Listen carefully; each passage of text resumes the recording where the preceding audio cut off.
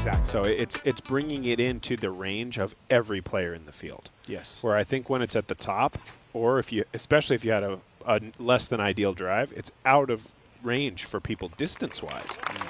This pin position, every player in the tournament has an opportunity to reach C1.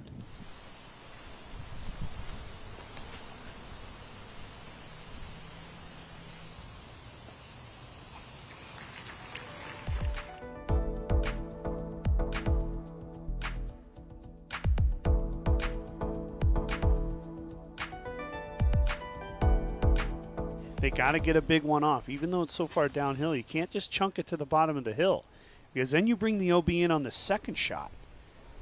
Simon in a bit of danger here, but it's working back. Fantastic shot. That was perfect.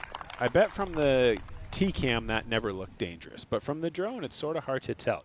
What a shot from Simon. Let's hope that he can take advantage of this short shot, much slower disc, and just use all the stability. And yes, that was beautiful from Simon.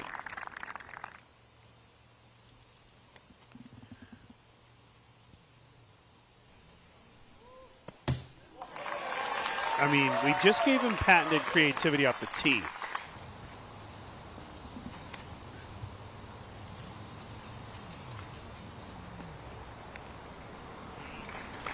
Williams just even par so far through 7 holes. That's a 15-spot fall so far. The pace is...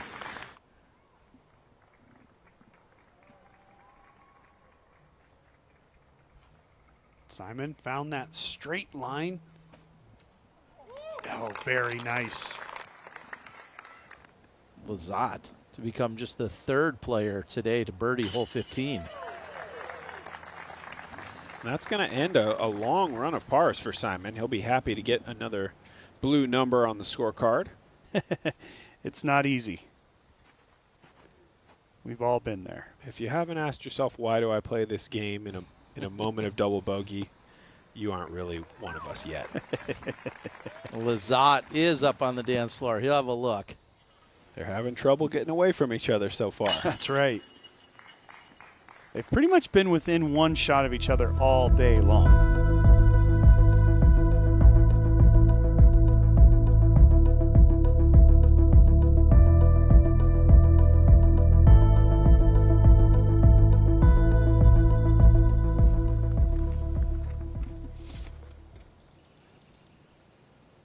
No way.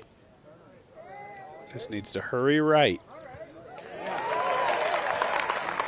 It doesn't surprise me at all that they didn't like the drive out of their hand, because this is blind around the corner, and so far downhill, and it's so close to out of bounds. Let me make a correction. He is actually standing at the edge of circle 1.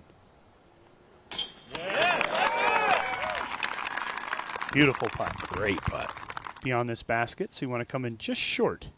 Be ideal. Simon's done that nicely. Here's Lizotte looking for a 3-for-3 start. He's going to get it. The chase is on. Simon Lizotte has a birdie look on 4. And that's perfect through 4 as well. So Calvin's got a tall order to keep the perfect round going, but can Simon get something down there close? Just got to miss that one tree. And then check the ground play. Oh, yes. Having more than 2 bad of anything days in a row. Simon with the roller. Can he miss the tree this time? Yes. Oh, that's all the way down. That's almost a guaranteed birdie. Mm-hmm. Oh, yes. Oh, yeah.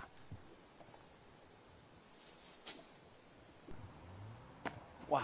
What a view of the basket he had. Yeah.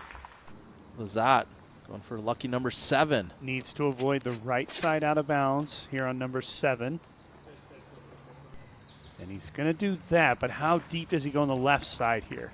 Oh, a nice checkup. Yeah, that is. Yeah, he'll have 250 left to the pin. This is that difficult angle I was talking about. He can get it around the corner. And he does. Oh, this is going to be right next to the pin. Simon Lizotte, 7 for 7 start. Lizotte looking for a solid approach to keep his perfect round going. One of the trickier shots of his day so far. Oh, and it gets hung up. Kevin would have went with the flex. Absolutely. Lizotte to keep his perfect round intact. Oh, the basket. Oh, and Simon. Just that little tree hit. Just out there about that 70-foot mark. Oh, boy. Oh, he knew how good it was. He said that was going in. And Simon Lizotte, I think he went roller here yesterday, which none of us understood. And it looks like he might be doing the same. Oh, What is he no. doing? Making this putt lets him forget about what was a terrible blunder. This lets him move on. Missing this putt will not allow him to do that. Simon waits for the distraction and cans the putt dead center. What a save. Just being overshadowed by the guys at 7 and 8 under on his card. Still a pretty good round for Silas. And I just think with these last 4 looming, and he's obviously parked right now. Wow, another great one.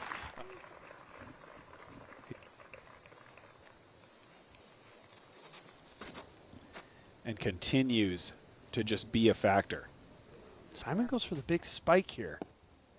Does he get up top? No, but hillside, so that'll still be a look. Simon will have the same opportunity. Much better look at the top of the hill. Lizotte in for birdie. We have a 4-way tie at 19 under. This is all you could ask for and more.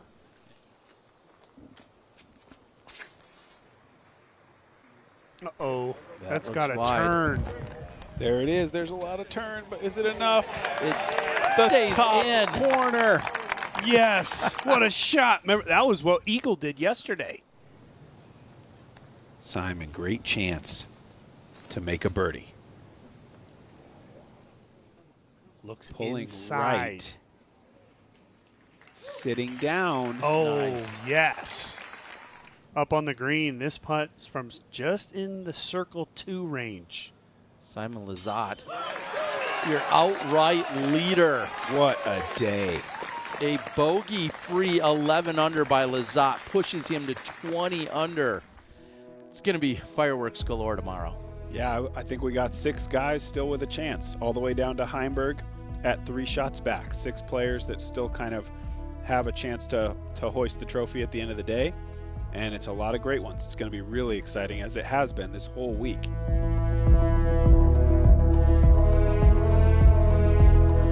New out of bounds. The players have really judged the distance well going back up that hill.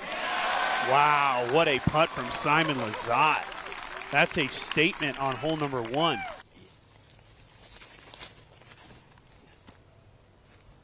A little bit late. Does it move before the tree? It does. I think that's going to be great. I'd give Simon a step inside circle 1 here. I think so. And a great putt from Simon Lizotte.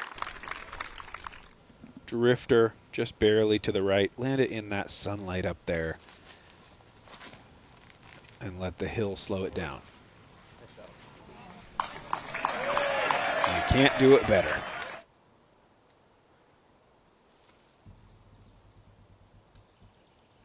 Needs to stall out and then fall to the right. Oh, boy, Perfect. it is. Wow. What a shot by Simon. Great shot. And it, like I was saying, it's a funny mistake by Radalin, who was in position still to win, to take that big of a risk. And this is a great one from Simon as well.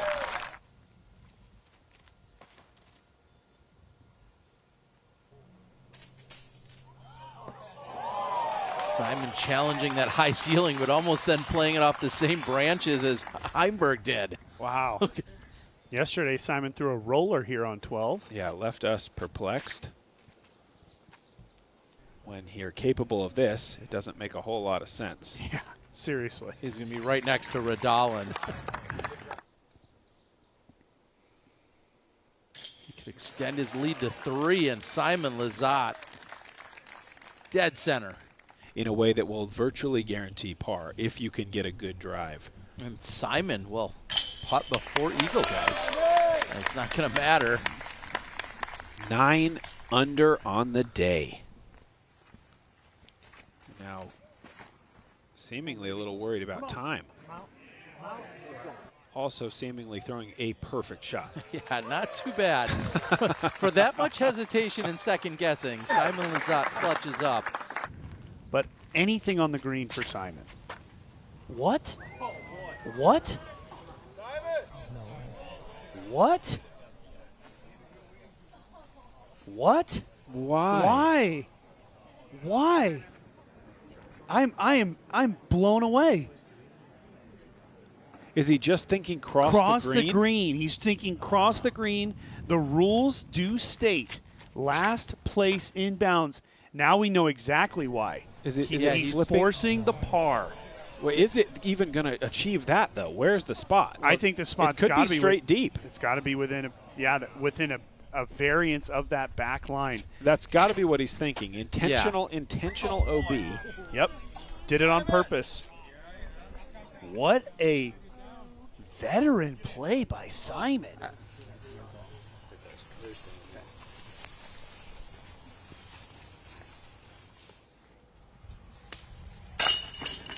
They moved him over just a couple feet. Yeah, interesting to see that that was the conversation as to the 3 or 4 feet. If they were arguing about 30 feet, that'd be one thing, but they were arguing about literally 5 or 6 feet. All said and done, it's going to leave Simon Lizotte with 3 strokes and just 2 holes to play. Now, there is a lot of out of bounds, but now that being said, he can play these last 2 holes very defensively.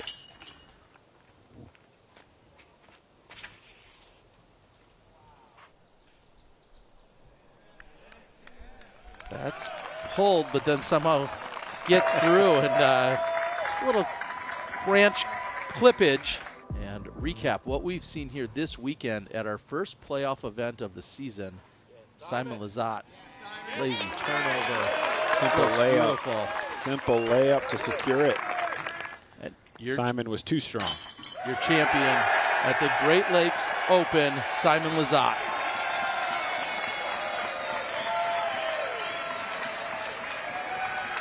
Ladies and gentlemen, your 2023 Discraft Great Lakes Open champion, Simon Lizotte.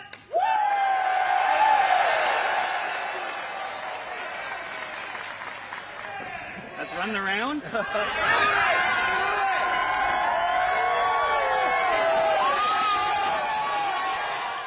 This course is just such a mental battle, and on top of that, a huge physical battle, probably the most physical battle we have all year.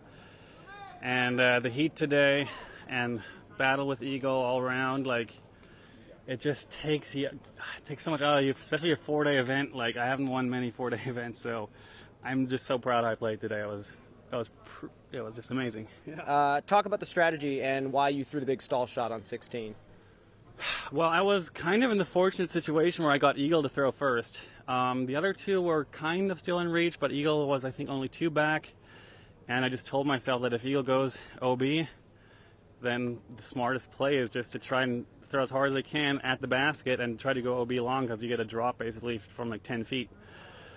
I don't know. I never thought of that game plan before I just stepped up to that hole, but in the moment it just all came together, and I think it was the right play. Well, you looked fantastic this week, shooting double digits the past 2 rounds, and now we have the World Championships coming up in Vermont. How do you feel physically, mentally, going into the major? I mean, mentally I'm just drained right now, but obviously super ecstatic at the same time. Physically, I'm looking forward to a week off.